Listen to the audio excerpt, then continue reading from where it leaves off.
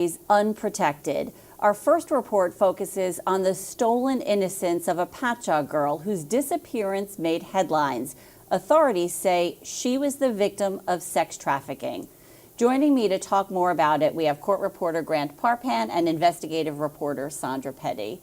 Now, we're all parents, and we were talking, sex trafficking is not really one of those topics I feel like gets talked about a lot, right, Grant? It doesn't. And covering this story, and even just knowing about this story when this young lady was missing, it was something that my kids were aware of. People in the community, we learned about this, we worried about this girl.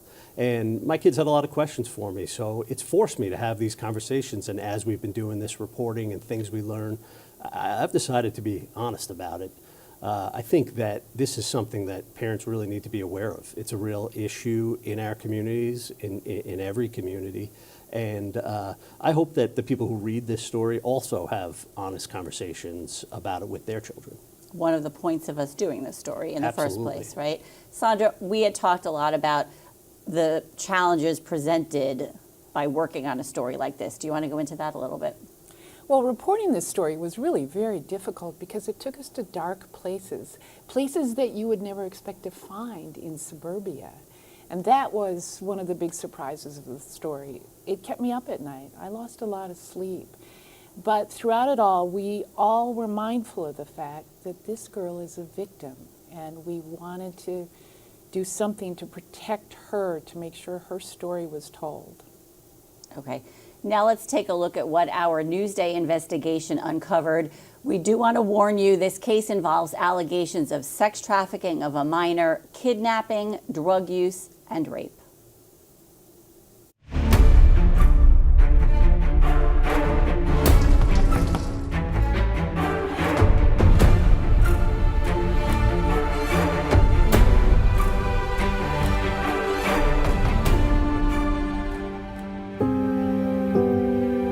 As a little girl growing up, family members described her as artistic and athletic, high-spirited and smart. She was someone who picked things up easily and could have done anything she wanted to. But something changed that altered the path her life would take. I feel very sorry for her she's broken. She's so broken. That's what hurts me. That's the step-grandmother of the Patchogue girl who was allegedly trafficked for sex and traded for drugs. Her 25-day disappearance and rescue made headlines. 23 people in New York and Minnesota have been charged in connection with what happened to her. We're not naming the girl because she's a minor and the victim of sex crimes.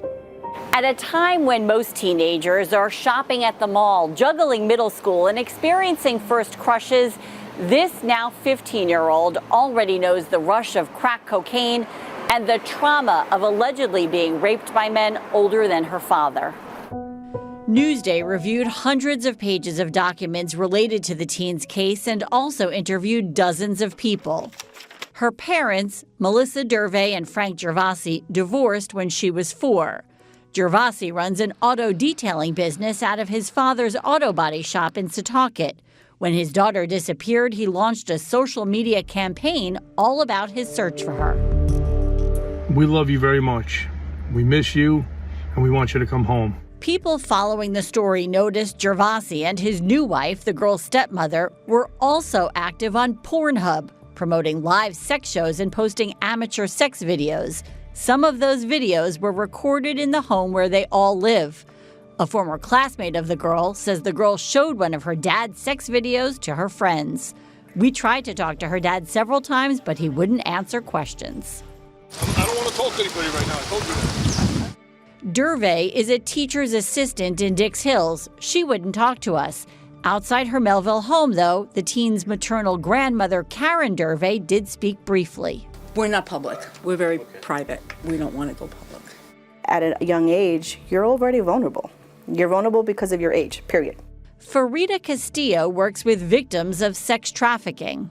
So I think we, as a society, over-sexualize, hypersexualize young children, and then they are younger and younger and younger being exposed to it. When you normalize sexual behavior in the way that anyone who probably is seeing it at home would, that makes you more susceptible to someone taking advantage of you. When the girl was just 12 years old, 19-year-old Brandon Keyser was charged with statutory rape. He admitted to having sex with her at a Holtzville movie theater. In an email to Newsday, he claims Gervasi knew my age since day one. He told me his daughter was 2 years younger than me. When she was 13, police found her in a Medford motel with this man, 42-year-old Danny St. Louis, known as Ace, on the street. Prosecutors allege he introduced her to crack cocaine. He's accused of raping her, and he's also facing separate sex trafficking charges involving other alleged victims. 2 weeks later, police found her in another motel room rented for her by St. Louis after she ran away from a drug treatment center in Brentwood. So this is a statement that the girl gave to police on October 9th, 2023, after they found her right here at the Bayshore Inn. She says in here that Ace brought her crack cocaine to smoke several times while she was here. And she also says that she later learns that Ace is Danny St. Louis. A few months later, in February 2024, she was certified by New York State as a trafficked person, which meant she was entitled to certain services like tutoring and therapy. Based on what we've found, it appears that the systems in place to help a troubled girl like this didn't work. Newsday reached out to Child Protective Services about the girl's case. CPS records are not public, and officials there refused to comment on the case. Because of her love of horses, her father pushed for equine therapy at this Rocky Point horse farm. Hi, is this Stephanie?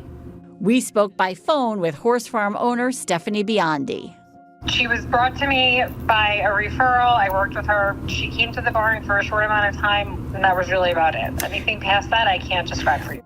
We found out after that call there were reports the girl was given drugs and alcohol at the horse farm and that men over 20 years old were hanging out with her. We tried Stephanie again, but didn't get a call back. Your call has been forwarded to voicemail. The person you're trying to reach is not available. Because of what's been described as a lack of follow-through from the girl's father, some of her therapies stopped less than 2 weeks before she disappeared from her Patchogue home on December 9th, 2024, and the highly publicized search for her began. A lot of people ask me about background, and there's a little bit of confusion about that, and I really don't want to get into it too much, but she's a beautiful, smart little girl that's had some trouble throughout her life, a lot of trauma that she's hurting from inside.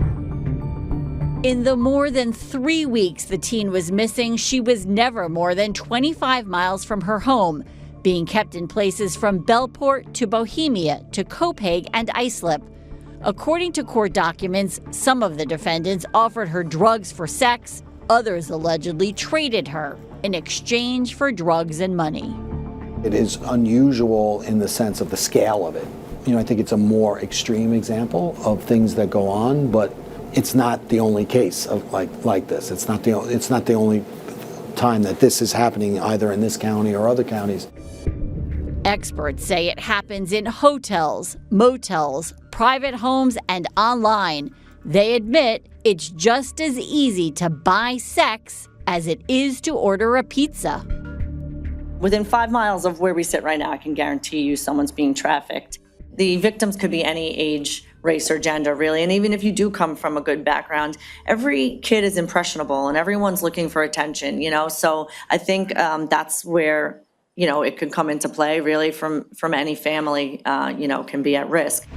I just want to put this video out there because the more videos I post on her, the more exposure she gets. Gervasi's flurry of Facebook updates during the search for his daughter seemed to take on a life of their own among those who were involved in and following the search. Do you have the girl and the father there as well? I got a call that she was going to be there. That wasn't here on the phone. January 3rd, 2025, the search came to an end in Islip when the girl was found on this yacht by her father. He repeatedly declined to be interviewed by us, but did give an interview to Dr. Phil 5 days after his daughter was discovered. You have no doubt in your mind that your daughter was the victim of sex trafficking. Is that true? That's 100% correct. With the girl found and in treatment, prosecutors are pushing forward with charges of kidnapping, rape, and sex trafficking. 3 men charged on Long Island are facing the possibility of life in prison. But attorneys for some of the suspects claim the girl said she was over 18. She was there on her own voluntarily, and that's our position. Even though she's 14 and unable to consent. Well, there's a difference between consent and voluntariness. And you know, she stayed on that boat. She didn't run. She didn't call for help. In court, though, prosecutors argued the defendants capitalized on the vulnerabilities of a 14-year-old child for their own personal gain. Now, some people may be asking why Newsday decided to tackle this kind of a story. Our investigation, Unprotected, challenges beliefs about the victimization of commercial sex and highlights the insidious nature of sex trafficking a child on Long Island. It also addresses the failures of people and systems put in place to protect children just like this. Now, Grant, obviously we have a long way to go. A lot of defendants in this case. Where are we with that?